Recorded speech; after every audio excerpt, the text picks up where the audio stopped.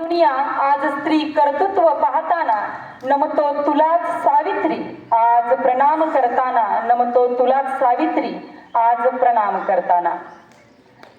स्त्रियांचे प्रथम उद्धारक तथागत गौतम बुद्ध, स्वातंत्र्याची प्रेरणा देणाऱ्या राष्ट्रमाता माँसाहेब जिजाऊ, एका हातात न्यायाची तलवार, न्यायाची तराजू व दुसऱ्या हातात तलवार घेऊन 27 वर्ष राज्यकारभार करणाऱ्या पुण्यश्लोक अहिल्यादेवी होळकर, पहिल्या महिला राज्यकर्ता रजिया सुलतान,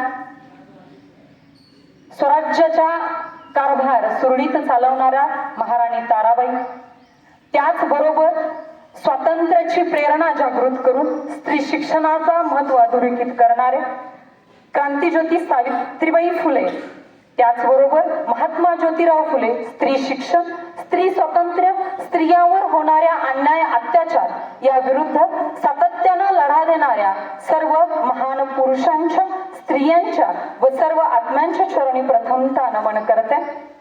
स्त्री सन्माननीय विचारमंचावर उपस्थित प्रशालेचे सन्माननीय प्राचार्य, शिक्षक वृंद आणि विद्यार्थी मित्रमैत्रिणींनो, प्रथमतः उपस्थित मैदानावरील सर्व मुलींना बालिका दिनाच्या व किशोरी दिनाच्या मनपूर्वक शुभेच्छा देते. स्त्री क्रांतीची मशाल म्हणजे सावित्री, स्त्री शिक्षणाची आद्य पुरस्कर्ती म्हणजे सावित्री असं म्हणत असताना पुरुष प्रधान संस्कृतीच्या विळख्यात अडकलेल्या माझ्या समाजाला बाहेर काढणाऱ्या स्त्री शिक्षणाचे आद्य पुरस्कर्ते महात्मा फुले यांचं स्मरण होणं अत्यंत गरजेचं आहे. कारण महात्मा फुल्यांच्या साथीनं सावित्रीबाई घडली, तशीच आजच्या आपल्या समाजात असणाऱ्या ज्योतिबांच्या साथीनंच आजची स्त्री घडत आहे. म्हणूनच तुम्हा मुलांच्या बरोबरीनं आज इथं मुली शिक्षण घेताना दिसत आहेत. हे सावित्रीबाईंच्या आणि महात्मा ज्योतिबा फुले यांच्या कार्याचं फलित आपण आज मानूया. त्यांच्या कार्याला शतशत वंदन करून आपण आपल्या जीवनामध्ये त्यांच्या विचारांचा अंगीकार करणं अत्यंत गरजेचं आहे. स्त्रियांचा सन्मान व्हावा, स्त्रियांनी त्यांच्या आयुष्यामध्ये गुलाम न राहता स्वतःची प्रगती करावी. कारण समाजामध्ये 50% असणारा भाग वंचित राहू नये म्हणून सातत्यानं प्रयत्नशील असणारे महात्मा फुले यांना आपला सावित्रीबाई फुले आपल्याला आद्य शिक्षिका, मुख्याध्यापिका म्हणून ज्ञात आहेत.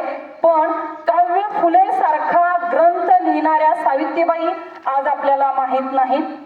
म्हणूनच कदाचित आपण मागे आहोत की काय असा प्रश्न बऱ्याचदा उद्भवतो.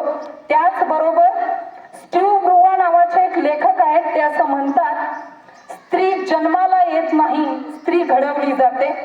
आपल्या घरामध्ये जेव्हा एखाद्या मुलीचा जन्म होतो तेव्हा तिला सातत्यानं सांगितलं जातं की तू मुलगी आहेस, तू स्त्री आहेस, तू असं केलं पाहिजे, तू तसं केलं पाहिजे.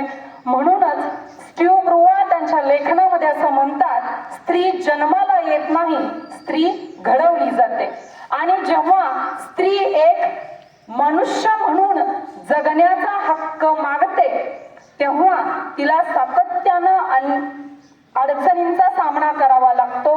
हे सावित्रीबाईंच्या रूपानं आपल्याला आतापर्यंत आपल्या विद्यार्थ्यांनी त्यांच्या ओवीच्या माध्यमातून, गीतांच्या माध्यमातून सांगितलेलं आहे. पण संघर्ष जितना बडा होगा जीत उतनी शानदार होगी, हे ते कार्यकर्तृत्व सावित्रीबाईंचं आपल्याला सांगतं.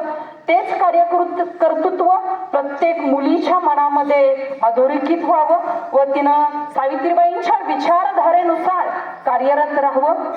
कारण सावित्रीबाईंचे विचार किती पुरोगामी होते हे जर आपल्याला समजून घ्यायचं असेल तर महात्मा फुल्यांच्या निधनानंतर त्यांचे दत्तक पुत्र यशवंत यांना ज्यावेळेस ते आपल्या मृत्यूच्या नंतर टिटवं म्हणून जे असतं ते धरायला जेव्हा समाज नाकारतो तेव्हा 1800च्या काळामध्ये देखील सावित्रीबाईंनी ते टिटवं धरून ती अंत्ययात्रा पूर्ण केलेली आहे. त्याचबरोबर महात्मा ज्योतिराव फुल्यांचं सार्वजनिक सत्यधर्माचं कार्य त्यांच्या पश्चात देखील सावित्रीबाईंनी तसंच चालू ठेवलेलं होतं. म्हणजेच एक स्त्री काय करू शकते याचं उत्तम उदाहरण आपल्याला सावित्रीबाईंच्या रूपानं इथं दिसतं. तिच्या कार्याचा वसा आणि वारसा आपण आपल्या विचारातून आणि कृतीतून जपावा या विचारासह मी इथं थांबते. मला संयोजकांनी इथं बोलण्याची संधी दिली, आपल्या ऋणात राहू इच्छिते. मनपूर्वक धन्यवाद.